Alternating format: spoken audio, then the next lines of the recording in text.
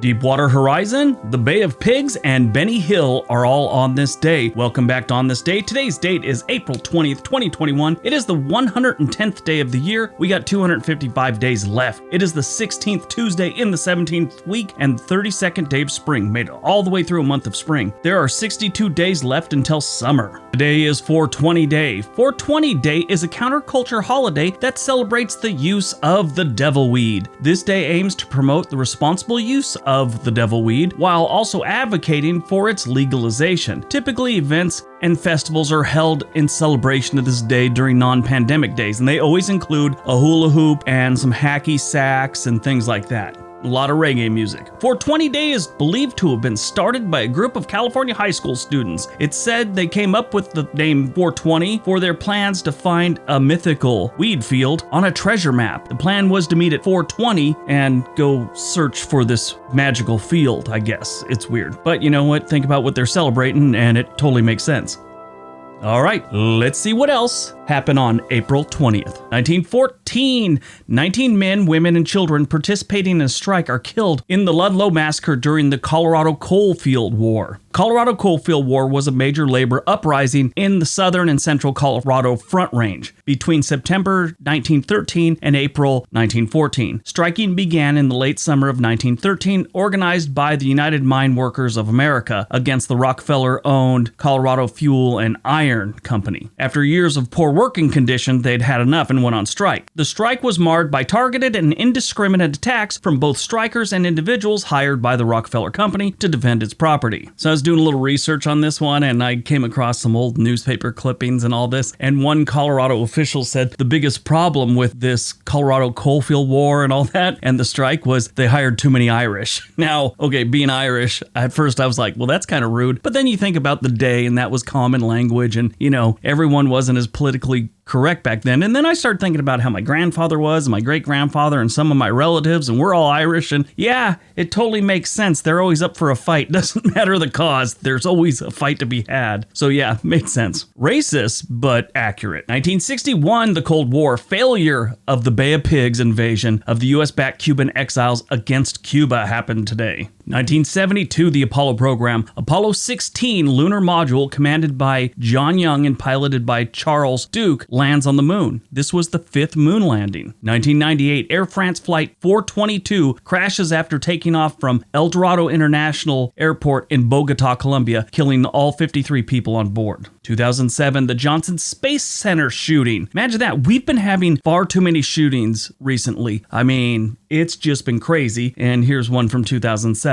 William Phillips, with a handgun, barricades himself in NASA's Johnson Space Center in Houston, Texas, before killing a male hostage and then himself. 2008, Danica Patrick wins the Indy Japan 300, becoming the first female driver in history to win an Indy car race. 2010, the Deepwater Horizon drilling rig explodes in the Gulf of Mexico, killing 11 workers and beginning an oil spill that would last 6 months. I watched the movie. The movie was good, and then I read a bunch of stuff on it because I talked about it in another video. And this could have been prevented if they weren't trying to save a buck. That's all there is to it. 2012, 127 people are killed when a plane crashes in a residential area near Benazir Bhutto International Airport near Islamabad, Pakistan. 2013, a 6.6 magnitude earthquake strikes China's Xinjiang province, killing more than 150 people and injuring thousands. 2015, 10 people are killed in a bomb attack on a convoy carrying food supplies to a United Nations compound in Somalia, in the region of Puntland.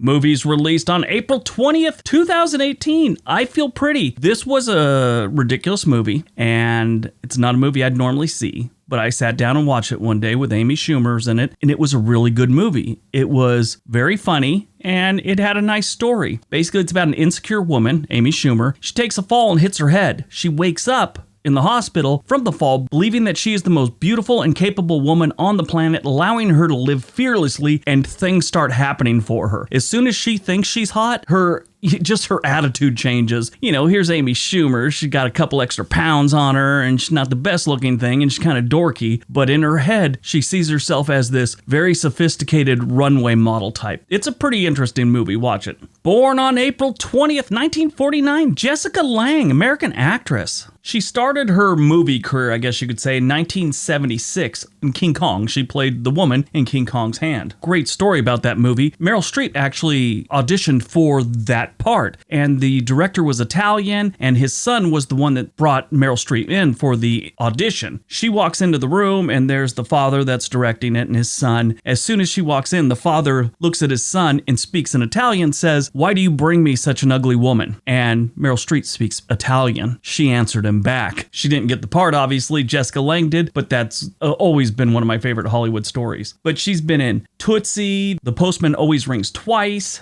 Far North, Cape Fear, which was good, Big Fish, one of my favorite all-time movies. And there's another one called Rob Roy. That was another good movie. Had Liam Neeson in it too. That was a great movie.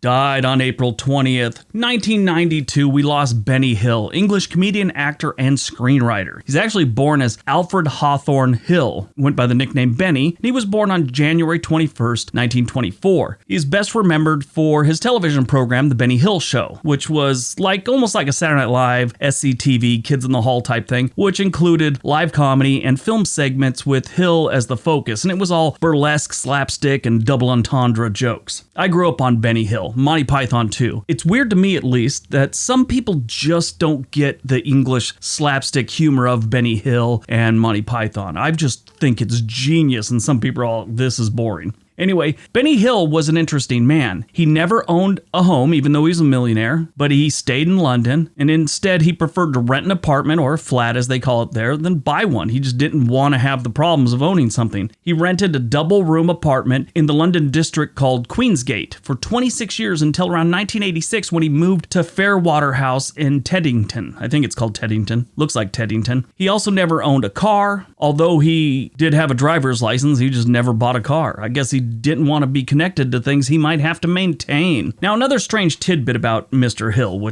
another Hollywood story I've loved. Johnny Carson was a huge fan of Benny Hill. So was Ed McMahon. They tried several times to get him on The Tonight Show. Each time he turned them down because California was too far to travel. Most people would jump at the chance and crawl to Hollywood if they could to get on the Johnny Carson show. Not Benny Hill. He had his own agenda.